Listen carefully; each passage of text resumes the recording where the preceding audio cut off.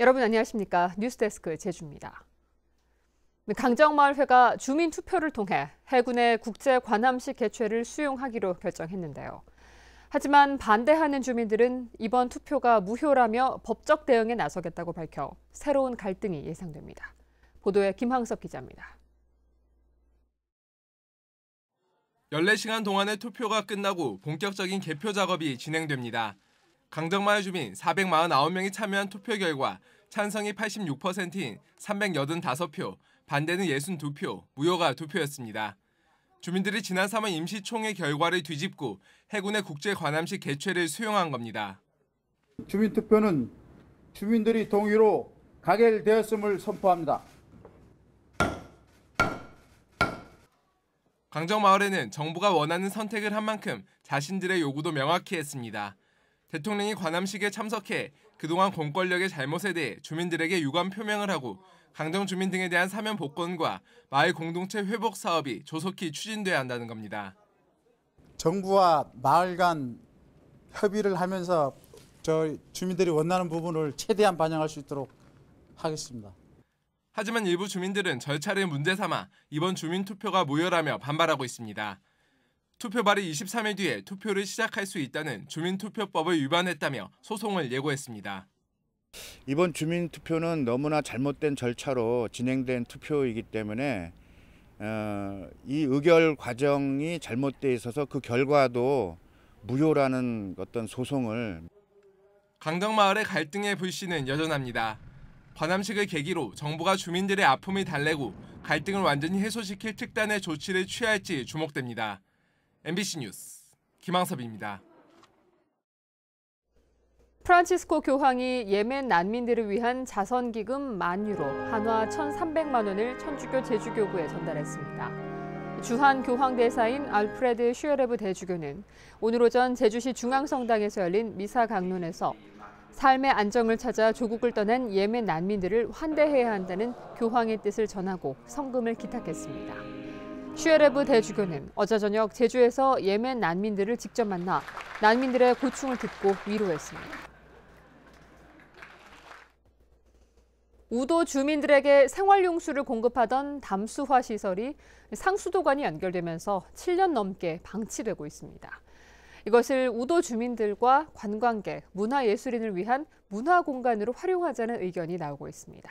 오승철 기자의 보도입니다. 우도봉 중턱의 해수 담수화 시설. 정문은 굳게 닫혔고 유리에 붙어있는 안내문에는 먼지만 잔뜩 끼어 있습니다. 건물 안은 담수화 장비가 철거돼 텅 비었고 시커멓게 녹슨 관들만 덩그러니 놓여 있습니다. 이 건물이 이처럼 방치된 건 지난 2011년 우도의 해저 상수도관이 연결된 이후 7년이나 됩니다. 담수화 시설을 이용해 해수 사우나를 개발하려 했지만 예산 확보가 안 되고 민간 투자가 없어 무산되면서 이처럼 방치된 겁니다.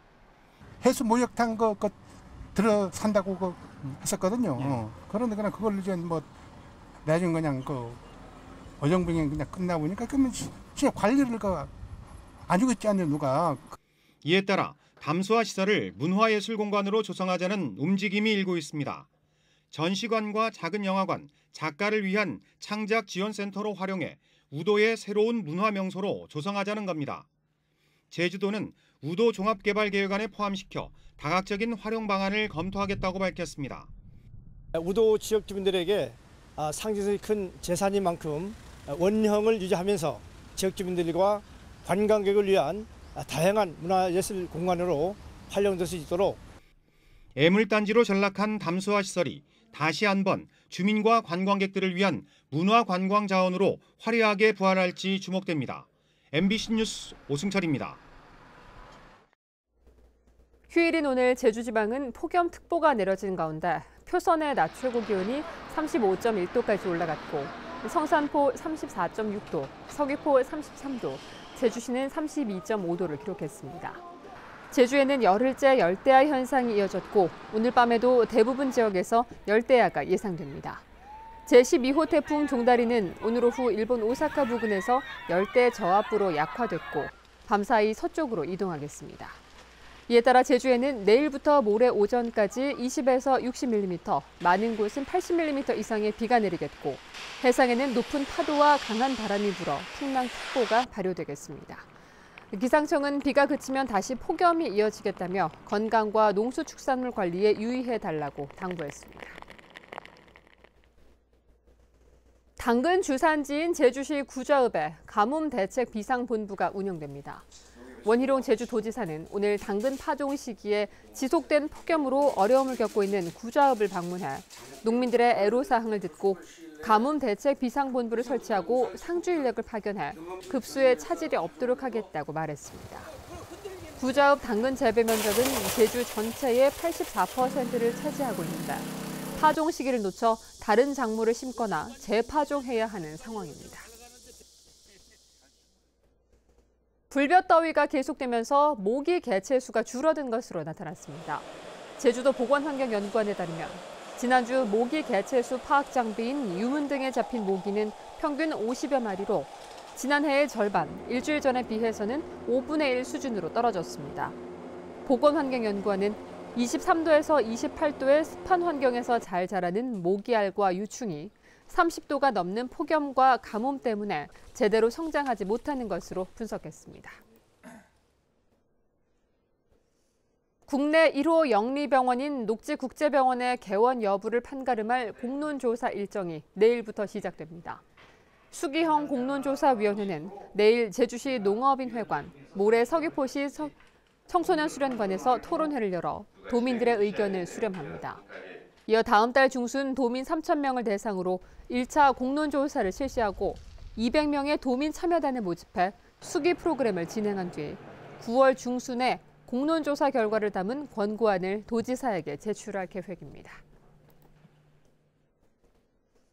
외국인 관광객 증가세에 힘입어 면세점 매출액이 크게 늘었습니다.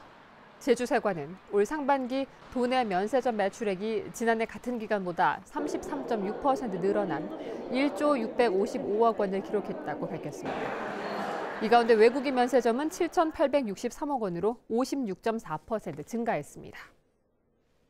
뉴스데스크 제주였습니다. 고맙습니다.